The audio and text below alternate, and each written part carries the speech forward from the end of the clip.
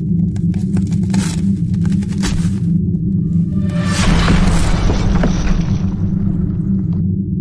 guys, welcome back to Fantasy Tipped. Julian here for another fun episode, and with draft day quickly approaching in most leagues, I've compiled a list of 10 things that you want to avoid doing on draft day. These are 10 draft day mistakes. Before we jump into it, guys, drop a like and hit that subscribe button if you haven't already. We're trying to hit 8,000 subscribers this year, so every subscription is really appreciated. And if you do want to take your support to the next level, hit that join button. You get access to my draft rankings as well as access to DM with me if you do join on Patreon, if the link is in the description below. Thanks so much, guys. And let's jump right into the content now, and let's get into our first draft day mistake. And the very first mistake that I have, and it's a very common one, is drafting a player because he was amazing for you last year. Now, I see this happening so often, like, oh, I need to get that guy, he was so good last year. But situations change. Players go on new teams and new players are added to teams. So some players are pushed further and further down the depth chart. So you don't want to be drafting just because somebody was good last year. You definitely want to look into rankings. Watch some of my other videos to see if a player is actually worth drafting at their ADP. I've posted so much preseason content and I have so much more coming. So definitely be sure to check out my rankings and all of my content before you start drafting someone just because they were great for you last year. My number 2 mistake is taking too many early risks. In drafts, I find that taking risks early is not usually worth it. Early rounds, you want safe guys who are going to put up lots of points. You don't want to be taking big risks in your first, second, third, fourth, and fifth rounds. These are guys that you want that are guaranteed to get points. If you're even a little bit unsure about anybody you're drafting in those first 5 rounds, don't draft them. Take guys who are sure things in your mind. Number 3 is something I see happening pretty often as well, and that's drafting drunk. Don't do it, guys. You're going to make stupid decisions, and then you're going to be stuck with that lousy team that you drafted the whole year just because you were drafting drunk and weren't thinking clearly. Number 4 is taking 2 natural centers early in your draft. If you've been watching some of my videos, guys, you know that there's a lot of good value natural centers later in the draft.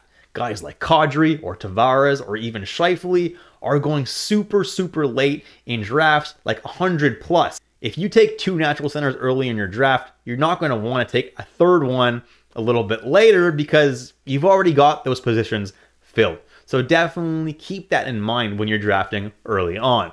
At number 5, drafting players around their ADP only. Now, drafting around ADP is usually a pretty solid idea, but there are some players that you do want to reach a little bit for.